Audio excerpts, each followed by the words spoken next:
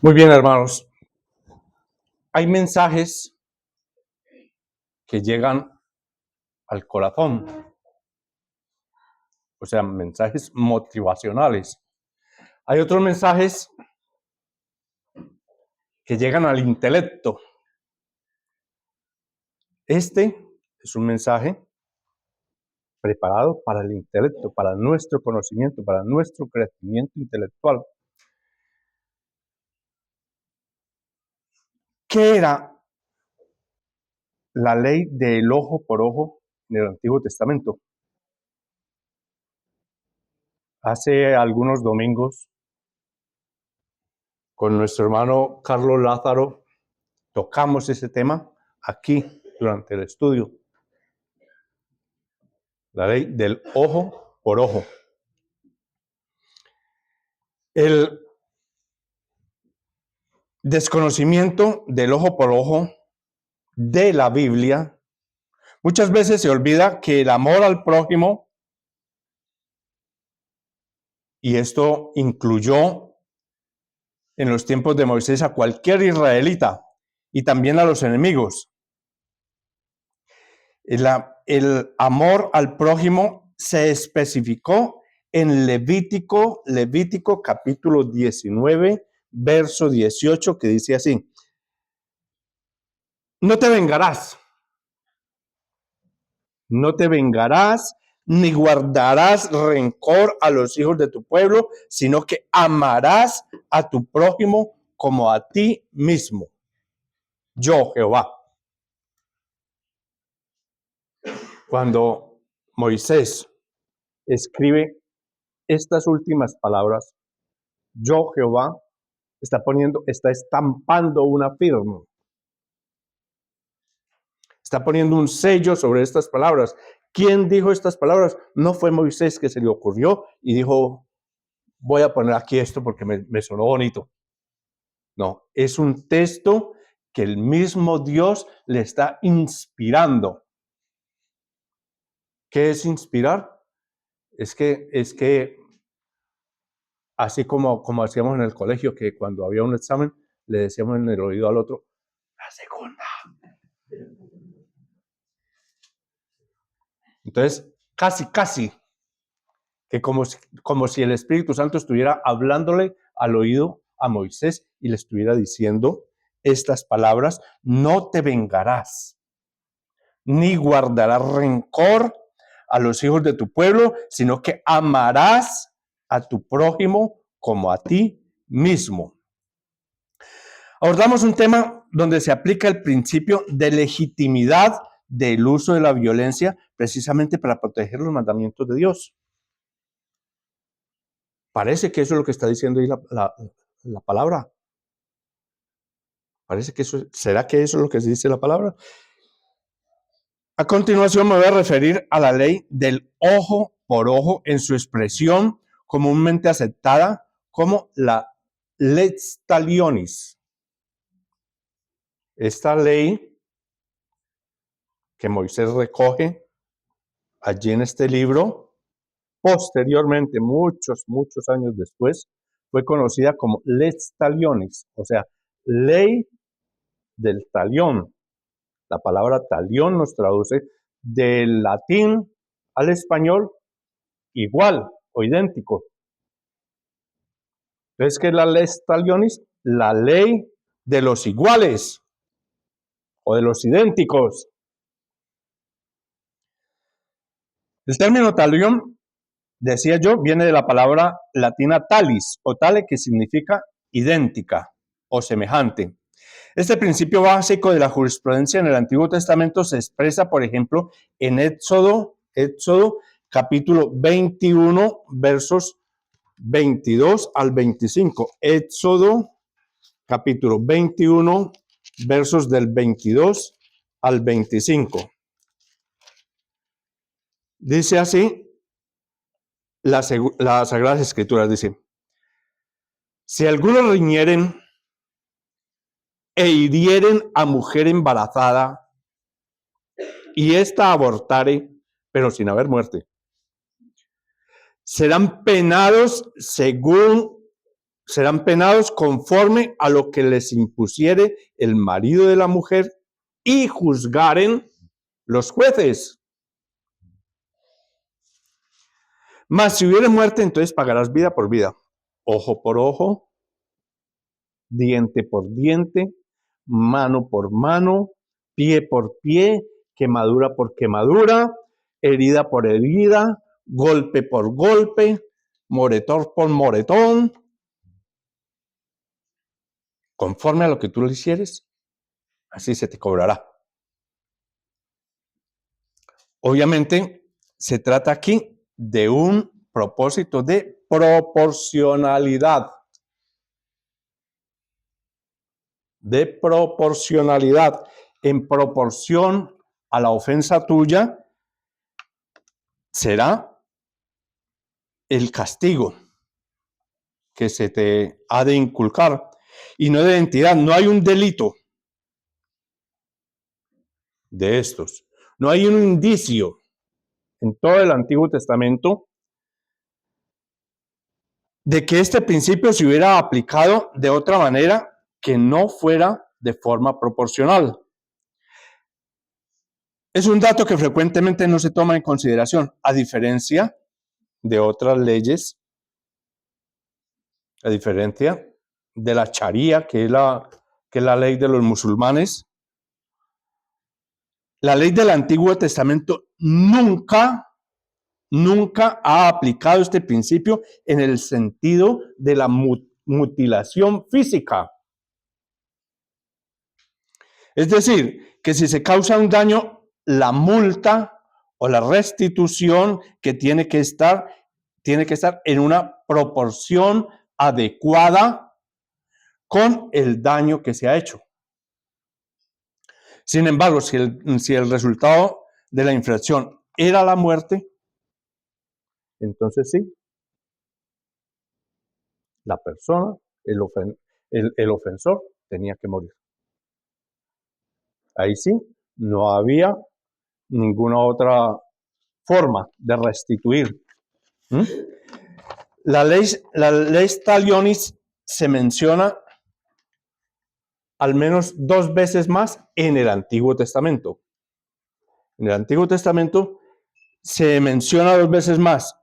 La segunda vez que aparece en Levíticos capítulo 24, Levíticos capítulo 24, los versos de 19 y 20. Levítico 24, los versos 19 y 20 dice: el que causare lesión en su prójimo, según eso, le sea hecho. Rotura por rotura, ojo por ojo, diente por diente, según la lesión que haya hecho a otro, tal se hará a él. Aquí queda de nuevo claro que este principio de jurisprudencia se aplica de forma general en todo el mundo en Israel. La tercera vez que aparece la ley del talión en la Biblia es en Deuteronomio capítulo 19. Deuteronomio capítulo 19, versos del 19 al 21. Deuteronomio capítulo 19, los versos del 19 al 21. Dice la Biblia: entonces hará Israel como él pensó hacer a su hermano, y quitarás el mal de en medio de ti. Y los que quedaren oirán y temerán, y no volverán a hacer más una maldad semejante en medio de ti. Y no le compadecerás, vida por vida, ojo por ojo, diente por diente, mano por mano, pie por pie. Terrible, ¿verdad? Esa sentencia. Terrible. Es una sentencia bastante, si la miramos en los tiempos de hoy, bastante arcaica. Hoy que nosotros procuramos por formas más humanas de corregir lo deficiente en las personas. La ley del talión como tal, no se escribe por primera vez en la Biblia. Ya habían otros códigos anteriores a este en el cual aparece la ley del talión. Estoy recordando ahorita el código Hammurabi. Hammurabi fue un rey que vivió en Mesopotamia, especialmente en Babilonia, en el año 1750 antes de Cristo. O sea, como unos 500 años antes de que Moisés escribiera esto. Él lo escribe en unas piedras así grandes. Escribe toda la ley, 232 artículos de la ley, que incluye esta: ojo por ojo, diente por diente, mano por mano, pie por pie. Lo escribe en unas piedras así y los manda a cada ciudad, y en cada ciudad, en una plaza, se colocaba para que todas las personas que supieran leer mirasen la ley que había promulgado el rey y que había sido sellado con su anillo, con su sello real, y que era de obligatorio cumplimiento. ¿Para qué se sellaba esto? ¿Para qué se erigía esta ley? ¿Para castigar al que golpeaba a otro? No. Para que usted supiera que si estaba pensando en hacer algo contra su hermano, había una ley que lo iba a castigar de esa manera. Para cuando Moisés escribe esto en las Sagradas Escrituras, ya había salido otra ley anterior al Código Hammurabi, como 120 años antes del Código Hammurabi. Se había escrito otra ley donde decía, donde ponía el precio: por una mano se pagará una mina, por un dedo se pagará un tercio de una mina. Entonces, para cuando Abraham llega a la tierra que hoy es Israel, la tierra de Canaán, ya él conoce estas leyes. Ya él sabe de la existencia de estas leyes y cómo los jueces juzgaban al agresor y cuánto le debían cobrar por su agresión en favor de la persona agredida. Entonces, este principio legal no es un principio inhumano. De hecho, es una protección contra la venganza personal. Nosotros sabemos que cuando se trata de venganzas, se nos va un poquito la mano. Se nos va un poquito la mano. Cuando Caín mata a Abel, que Dios lo va a desterrar del paraíso, le dice, pero cualquiera que me hallare me podrá matar. A lo que Dios dice, no. El que matare a Caín, 7 veces recibirá el castigo. Pero poco después, unos versos más adelante, Lamec, un hijo de Caín, dice, si Caín fuere 7 veces vengado, he aquí que Lamec será 77 veces vengado. O sea, la venganza para ellos era algo que se podía extralimitar.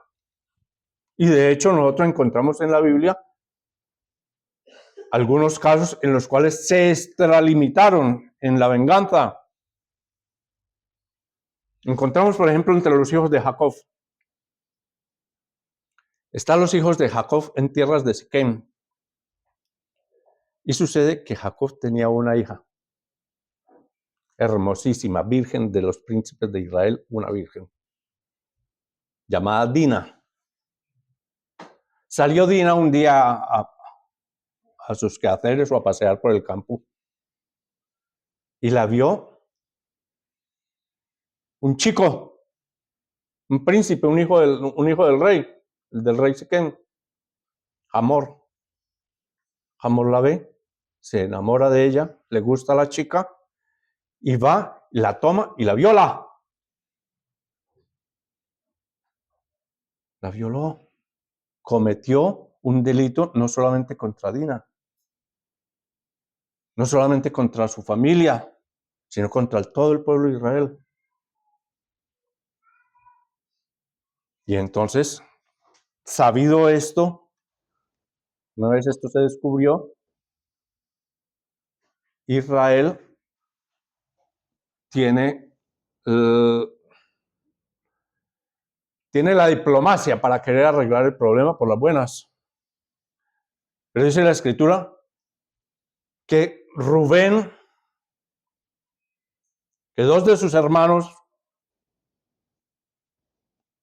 al tercer día después de que todos los hombres se habían circuncidado, que el dolor era más grande, tomaron sus cuchillos, tomaron sus espadas, se metieron en la ciudad y mataron a todo el mundo. A todos los hombres de esta ciudad los mataron por una violación de una chica. ¿Se excedieron en la venganza? Se les fue un poquito la mano. Se les fue un poquito la mano porque una vez todos los hombres muertos, los otros de la familia de Israel, de la familia de Jacob, vinieron y saquearon la ciudad. La saquearon. Acabaron con todo. Ahora, ¿por qué sucedía esto? Porque ese era el uso de esos tiempos, donde cualquier ofensa ocasionaba una venganza que no tenía límites, una venganza que no tenía parangón, no tenía forma de medirla. Entonces, por esa razón, Dios tiene que escribir esta ley, que es una protección contra la venganza personal, que el israelita tenía prohibido tajantemente. Nadie podía tomar la ley en sus manos. Para que tú te acuerdes, en el día de tu ofuscamiento, que tú no tienes derecho a tomar la ley en tus manos. Nadie podía tomar la ley en sus manos y llevar a cabo su justicia particular.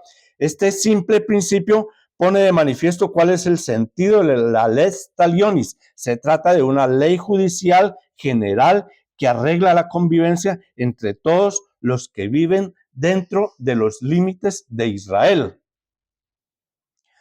La pena infligida no sirve para satisfacer el deseo de la venganza de la persona ofendida, sino que cumple las exigencias de la justicia de Dios. La venganza es un privilegio único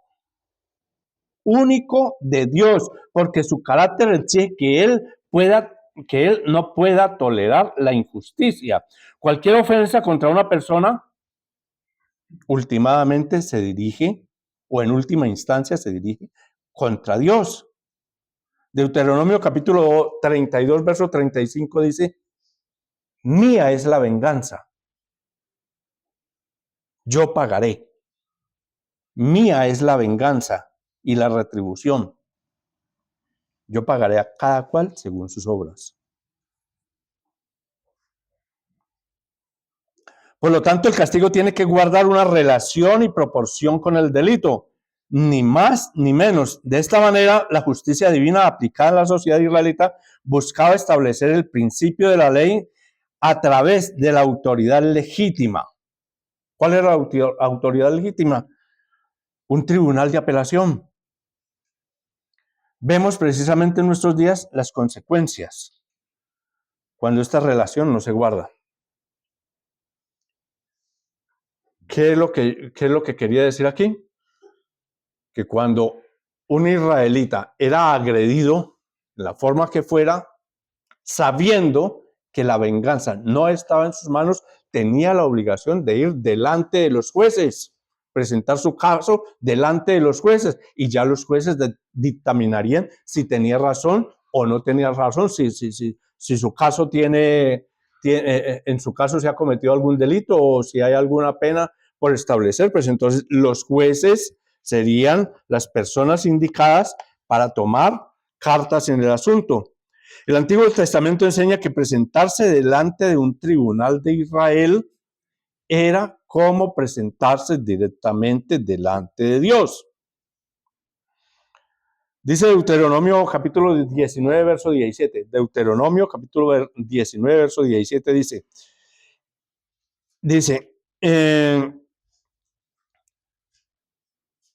que Dios delega toda. Entonces los dos litigantes se presentarán delante de Jehová y delante de los sacerdotes y de los jueces que hubieren en aquellos días. Entonces los dos litigantes se presentarán delante de Jehová. Delante de Jehová, delante de los sacerdotes y de los jueces que hubieren en aquellos días. Luego entonces presentarse delante de un juzgado es presentarse directamente delante de Dios. Dios delega su autoridad en una institución que se compone de personas de carne y hueso. Por eso no nos extraña que el hebreo llame a los jueces, los hebreos los llaman, entre otros nombres, usan un nombre que es Elohim. ¿Qué es Elohim? Dioses. Dioses. Dios con minúscula, pero dioses. Un ejemplo lo encontramos en el Salmo 82, que habla precisamente de los juicios injustos llevados a cabo por los jueces. En el versículo 6 leemos, yo dije, vosotros sois dioses, Elohim, y todos vosotros hijos del Altísimo. Es curioso que Jesucristo se refiere a este pasaje explícitamente en Juan capítulo 10, verso 34, para decir que la autoridad divina se transmite a una institución que representa a Dios mismo. La ley representa la mismísima naturaleza de Dios y mantener la dignidad de la ley es un deber de honor a Dios. En este contexto también cabe constatar que ni el principio de la ley extra lionis ni el resto del Antiguo Testamento conocen un sistema penitenciario para reformar al malhechor. En esos tiempos no existían las cárceles. No existían las cárceles. No se reformaba al malhechor. Cometías un delito contra alguien, agraviabas a alguien, ibas delante de los jueces, el juez decía, tú le tienes que pagar a él tal suma. Tanto dinero le tienes que pagar a él por el daño que tú le ocasionaste a él. Y si no lo podía pagar, pues entonces se le quitaban sus cosas, sus propiedades, y si aún así no lo podía pagar, entonces era él vendido como esclavo para pagar la deuda que había contraído con esta otra persona. No se consideraba la cárcel, porque meterlos a la cárcel era quebrar su vida productiva. Meterlos a la cárcel era mandarlos a descansar allá, a comer y a dormir tranquilos. Se quebraba su vida productiva. Entonces,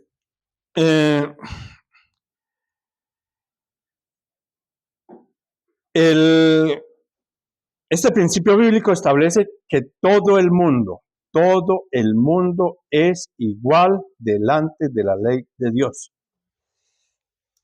Todo el mundo es igual. En los otros códigos de leyes antiquísimas que nosotros encontramos que la ley hacía diferencia entre un hombre pobre y un hombre rico. Si un hombre rico cometía un delito contra un pobre, al hombre rico solamente se le obligaba a pagarle al pobre la suma que el juez encontrara conveniente para el caso. Pero si era un pobre el que ofendía a un rico, podía ser llevado hasta la muerte. ¿Por qué? Porque era pobre. Más sin embargo, en el Antiguo Testamento nosotros encontramos que todos los hombres son iguales delante de la ley de Dios, que a su vez refleja el carácter divino. Los jueces, actuando en lugar de Dios, tienen que buscar la aplicación de una justicia que se ajusta lo más posible a lo que Dios establece en su ley. La Biblia reconoce que este derecho incluso a los estados que no basan sus leyes en la ley de Moisés. El principio de la proporcionalidad que se expresa en la ley Talionis se lleva a cabo por un sistema que podríamos llamar juzgados de apelación. Alguien cometió un delito contra ti, tú vas delante del juez. El hecho de que la ley diga que deberás pagar ojo por ojo, diente por diente, no te autoriza a ti que si alguien cometió un delito contra ti, tú vayas y lo machaques. No, no es eso lo que está diciendo la ley. Lo que la ley está diciendo es que tú debes presentarte delante del juez y el juez juzgará de acuerdo con las dos versiones, la del acusado y la del acusador, juzgará y habiendo encontrado que hay un delito cometido y de acuerdo con las leyes establecidas, porque no se puede crear una ley en el momento. La ley por la cual yo debo ser juzgado ya está escrita. Si no está escrita, yo no puedo ser juzgado por esa ley. Recuérdenlo, la ley por la cual yo he de ser juzgado ya debe estar escrita. La ley por la cual yo seré juzgado en el día postrero ya está escrita. ¿Dónde? ¿Dónde está escrita esa ley? Aquí está escrita la ley por la cual yo he de ser juzgado en el día postrero. ¿No creen ustedes que sería muy inteligente de parte nuestra que nos enteráramos de lo que dice esta ley, por lo cual hemos de estar siendo juzgados en el día postrero para irnos adelantando un poco al juicio? ¿No creen que es muy inteligente? No rechacemos la palabra de Dios. No rechacemos la palabra de Dios porque esa misma palabra nos juzgará en el día postrero. Entonces, es una tarea que va mucho más allá de sus fuerzas y de la raíz de una vista.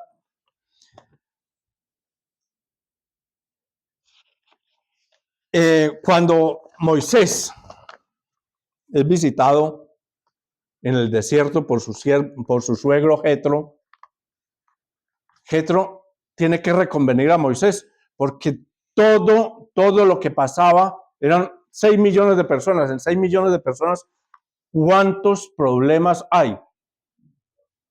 ¡Oh! Si tenemos problemas nosotros que nos amamos, que somos hermanos y que servimos a un solo rey. Ahora entre 6 millones de personas. Entonces, eran tantos los casos que venían a Moisés que Jetro le dice, no estás haciendo bien. No estás haciendo bien, Moisés. Tienes que nombrar jueces de centenares, de 50, de decenas. Ellos juzgarán los problemas menores y los problemas más grandes, entonces ya los traerán delante de ti. No cabe duda de que el establecimiento de este sistema de jueces en consonancia con la ley Talionis es uno de los factores más importantes de lo que nosotros hoy llamamos seguridad social. Dios ha delegado una forma limitada y bien definida la autoridad de infligir castigos concretos que guarden una relación con la gravedad del crimen. El primer principio es que el castigo guarda una proporcionalidad con el crimen cometido. ¿Por qué nunca se aplicó una amputación literal de una mano o la destrucción de un ojo en Israel? Porque se entendió perfectamente que este principio no se entiende de forma literal, sino que se trata del principio de proporcionalidad. O sea, el hecho de que eso estuviera escrito en la ley de Moisés no quería decir que si le rompimos una pierna a otro, pues entonces tengan que venir y romperme una pierna a mí. ¿Mm? O que si en una pelea le tumbe un diente a otro, pues entonces tenga que poner mi boca para que el otro venga y me tumbe un diente a mí. ¿Por qué? Porque eso no satisface la sed, el ánimo de venganza. Porque está bien, yo le pongo la boca para que el otro me rompa el diente. ¿Mm? A lo mejor él queda satisfecho, pero a mí me queda mi diente roto. ¿Mm? Y entonces, ¿yo qué deseo? Romperle toda la muelamenta. ¿Se satisfizo la ley de venganza? No. Porque entonces, en cuanto me dé la oportunidad, yo le rompo hasta la quijada. Y entonces, ¿él qué va a desear? No, pues ya arrancarme la cabeza. No se termina jamás. Jamás se va a terminar. ¿Por qué? Porque la ley no nos pertenece a nosotros. Nosotros no somos los llamados a ejecutar la voluntad de Dios. Y la ley es la voluntad de Dios.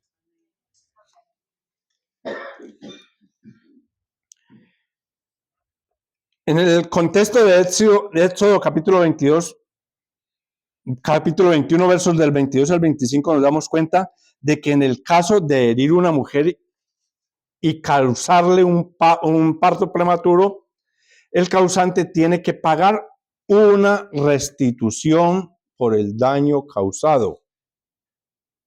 Pagar una restitución por el daño causado. Entonces, según la ley de Moisés, la víctima tenía derecho a una restitución doble. ¿Sí? La autoridad legítima que ejercen los jueces en Israel sobre la base de la ley de Moisés nunca tenía la intención de condenar a una persona a la improductividad económica por mutilación o por encarcelamiento. El segundo principio que establece el castigo tiene que ver con beneficiar a la víctima. En nuestro sistema judicial actual raras veces se tiene en cuenta el beneficio de la víctima. Es interesante que el pasaje donde la lex talionis se menciona por primera vez es la víctima quien decide la cantidad de la indemnización. La multa siempre se paga a la persona que fue dañada. La multa se paga a la persona que recibió el daño, no al Estado, sino a la persona que recibió el daño. Se ha dicho que, con todo derecho, que hay tres principios en la justicia que garantizan una sociedad libre: leyes generales y justas, la seguridad de la aplicación de estas leyes y la igualdad de todos delante de la ley. La ley Talionis garantiza de forma simple y coherente estos tres principios. Todo el mundo puede evaluar de antemano las consecuencias de sus acciones. Si usted conoce la ley y conoce sus consecuencias, usted tiene la probabilidad de evaluar con anterioridad las consecuencias que va a tener si usted ejecuta ese delito. Es sencillo. Usted sabe que el semáforo está en rojo. Pasarse un semáforo en rojo, ¿cuánto vale? Yo no sé cuánto, pero eso vale un dineral. A mí me cuesta como media mensualidad. ¿Mm? Si usted decide pasárselo en rojo, pues ¿qué tiene que hacer el Estado? ¡Cobrarle! ¿Por qué? Por bruto. ¿Usted eso lo sabía o no? ¿O no sabemos que pasarse un semáforo en rojo ocasiona una multa que el Estado te tiene que cobrar? Que no es que yo no tengo con qué pagarle. Espere que llegue la declaración de renta para ver si tienen o no de dónde sacarte. ¿Mm? Te la sacan porque te la sacan. ¿Mm? ¿Por qué? Pues, porque yo fui el que tomé la decisión de pasar. Hombre, habrá algún caso en el que... pero esos casos entonces se pueden apelar. No, es que el semáforo estaba tapado por un árbol y yo no lo vi. Puedes apelar. Y si el juez encuentra que tú tienes razón, te va a quitar la multa. Pero si el juez encuentra que no, que fue decisión tuya, no hay quien te quite esa multa encima. No hay quien te la quite. Entonces, en este contexto es interesante que la lex talionis no se aplique solamente a personas privadas, sino a pueblos enteros. Finalmente hay un tercer principio que está incluido en la lex talionis. Es un diente o un ojo tiene el mismo valor para una persona rica como para una persona pobre. Tiene el mismo valor. No hay descuentos para los ricos. Este principio que está detrás de la lex talionis es fundamental para el Antiguo Testamento. Se trata de la restauración, la indemnización y arrepentimiento, y no en primer lugar el castigo. El espíritu de la ley no era castigar a la persona que cometía el delito. Los casos donde la restauración no es posible, en el Antiguo Testamento, los casos donde la restauración no es posible, eran los casos donde había asesinato premeditado. En ese caso, sí, la ley de Dios decía que esa persona irremisiblemente, ¿qué? Que muera. Que muera. Ahora, esto lo traíamos a colación porque Jesús hace alusión a esta regla. La ley del talión, pues, en su época fue una norma sumamente misericordiosa y compasiva, y significó un enorme avance contra las terribles leyes de la venganza. Y su aplicación hizo proteger enormemente a la humanidad en su camino hacia la civilización.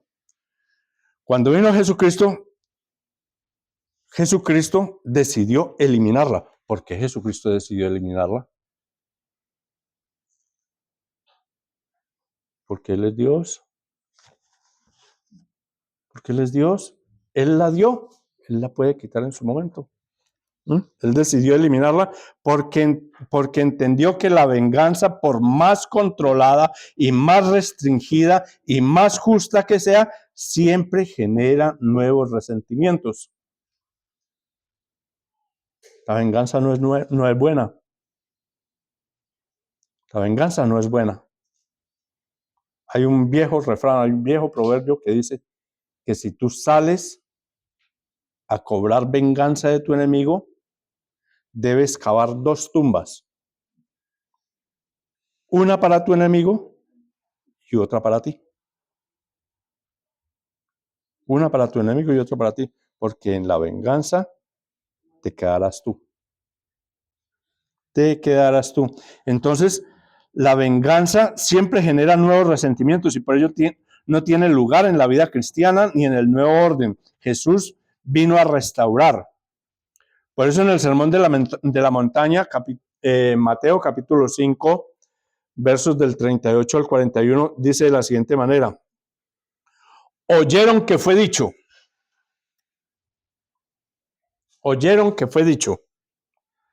ojo por ojo, diente por diente. Pues bien, yo les digo, no resistan al que es malo. Antes, a cualquiera que te hiera en la mejilla derecha, vuélvele también la otra. Al que te hiera, el que quiera ponerte a pleito y quitarte la túnica, déjale también la capa. Y a cualquiera que te obligue a llevar carga por 1 milla, ve con él 2. Con estas palabras Jesús propone una nueva ley, pero ahora la ley del perdón, no de la venganza. La ley del perdón. Para explicar cómo funciona, él mismo da 3 ejemplos sacados de la vida diaria y que no deben tomarse literalmente, pues se correría el riesgo de interpretar más su mensaje. El primer ejemplo es el de la bofetada. Dice, si alguien te da una bofetada en la mejilla derecha, si yo estoy de frente a ti para que tú me pegues en la mejilla derecha, tú me tienes que dar con el revés de la mano. ¿Sí? Lo cual en esos tiempos, que si es ofensivo hoy, en esos tiempos era muchísimo más ofensivo. Darle con el revés de la mano a otro era muy, muy ofensivo. ¿Sí? Y se hacía con el deseo, con el ánimo de ofenderlo, de molestarlo, de inquietarlo. Perdón.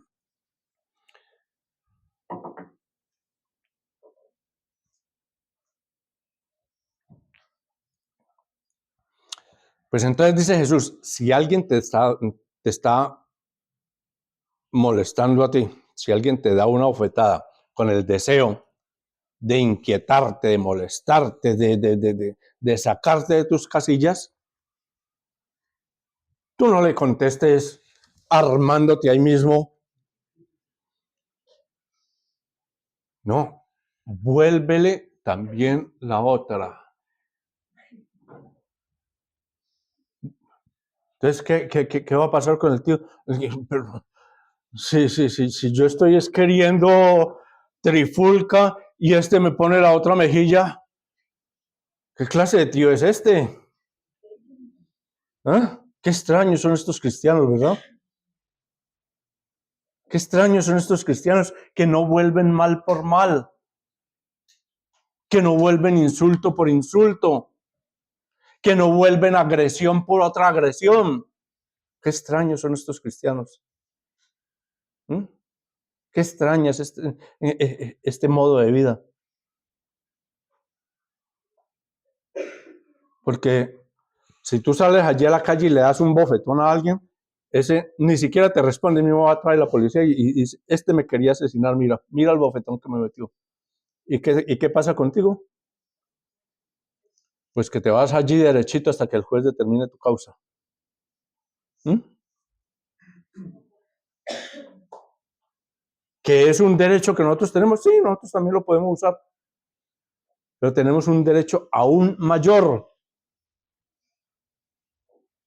Porque en todas nuestras acciones, en todo lo que nosotros hagamos, en toda palabra que salga de nuestra boca, nosotros debemos dar gloria a Dios. El evangelio debe ser predicado en todas nuestras acciones, en todas nuestras causas, en todos nuestros momentos debe ser predicado el evangelio, aún en estos momentos en que estamos siendo agredidos o ofendidos. Se debe demostrar por parte nuestra de que somos cristianos, de que somos ciudadanos de un reino más perfecto, que servimos a un Dios que es amor.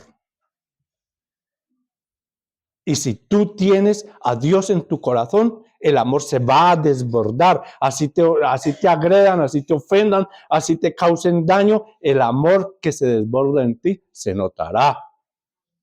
Y lo van a ver y nos van a conocer. ¿Por qué nos van a conocer?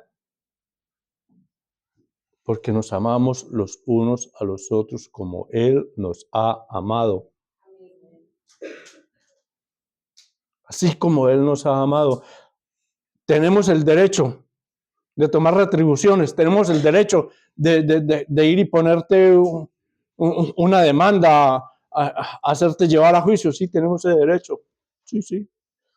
Y en alguna ocasión lo tendremos que hacer. Pero en tanto que de nosotros dependa, llevémonos bien con todas las personas que nos rodean. En tanto que de nosotros dependa, demostremos que pertenecemos a un reino más grande, a un reino más justo, a un reino más sublime, a un rey que nunca devolvió mal por mal y que aún a los que le crucificaron les da la oportunidad de ser hechos hijos de Dios. Que Dios me les bendiga.